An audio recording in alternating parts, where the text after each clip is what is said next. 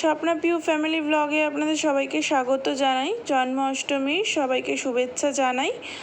সকালবেলা তাড়াতাড়ি করে ঘুম থেকে আজকে উঠে গেছি, গিয়ে ঘরদোর গুছিয়ে মুছে নিয়েছি।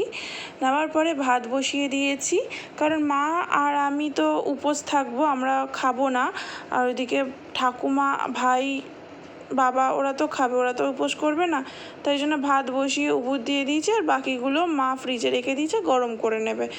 তারপরে ভাত উপুর দেওয়ার পরে আমি এখানে কলমি শাকটা ধুয়ে নিয়েছি, কারণ আমাদের ঘরে দুটো সদস্য আছে, পুটু আর গুটু। পুটু হলো খরগোশ, এই যে আমার ছোট্ট পুটু, আর গুটু হচ্ছে টিয়া পাখি।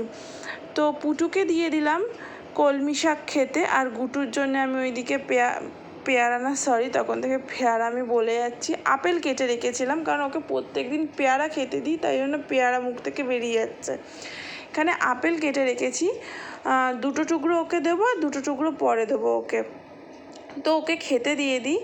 আর আমি ফেস মাস্ক লাগিয়েছি দই আর চন্দন দিয়ে। ও না দেখে না ভয় পেয়ে গেছে, তার মধ্যে দেখেছে যে আমি এরকম ফোনের টর্চ চালানো বা আমি ভিডিও করছি, ও না ভাবছে কী করছে আমার সাথে এটা। তো আমি যখন পেয়ারাটা দিচ্ছি ওকে, ও আস্তে আস্তে 1 পা 2 পা করে এগোচ্ছে, এগোতে এগোতে তারপরে নিয়েছে। খুব সাহসী দেখায়, কিন্তু এইদিকে খুব ভীতু। আর এক টুকরো নিচ্ছিল না, কারণ এক টুকরোর মুখে রয়েছে, তাই জন্য ওর ট্রেতেই আমি রেখে দিয়েছি, যে ওটা খাওয়া হয়ে গেলে ওটা তুলে খেয়ে নেবে। আর ওইদিকে আমি ফেস মাস্কটা লাগিয়ে বসেছিলাম যে আমার শুকাবে আর আমি স্নান করতে যাবো, তারপরেই তো পুজোর জিনিসে আমি হাত দিতে পারবো। তা আমি প্রত্যেক দিনই ফেস মাস্ক লাগাই।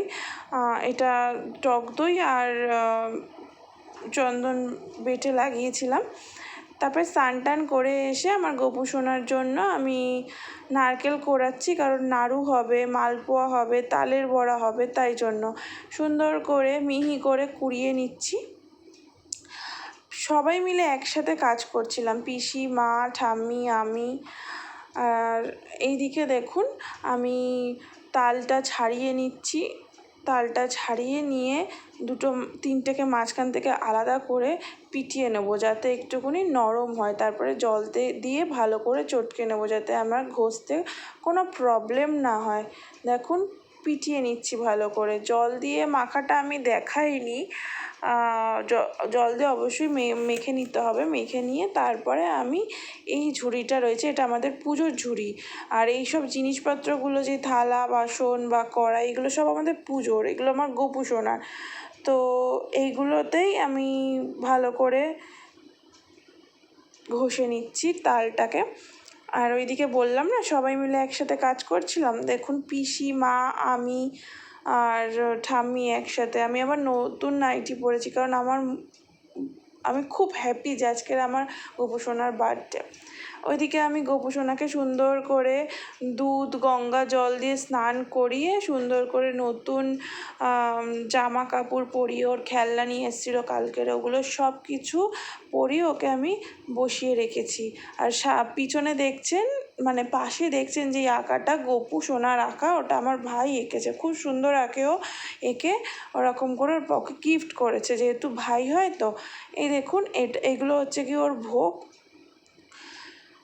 এই কেকটা দেখতে পাচ্ছেন, এই কেকটা হচ্ছে গিয়ে আমি অর্ডার দিয়ে বানিয়েছি। কাকিমা খুব সুন্দর বানিয়ে দিয়েছে, পুরো আমার মনের মতন করে বানিয়ে দিয়েছে।